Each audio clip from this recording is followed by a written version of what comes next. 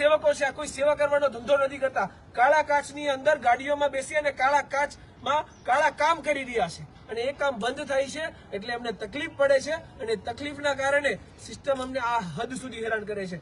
આ બીજો હુમલો મારી ઉપર છે અને પહેલા પણ એક હુમલો થયો છે.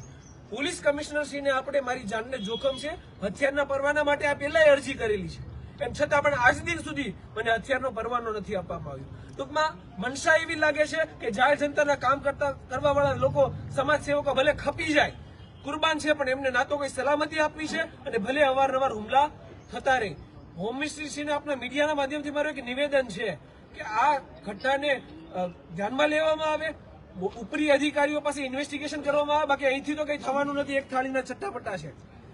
ઇન્વેસ્ટિગેશન કરવામાં આવે, સખ્ત ઇન્વેસ્ટિગેશન થાય, એમાં સખ્ત કાર્યવાહી થાય તો આ લોકોની જે એટલી હિંમત વધી ગઈ છે કે પોતે એક તો ખોટું કરો અને ખોટું કર્યા પછી હુમલો પણ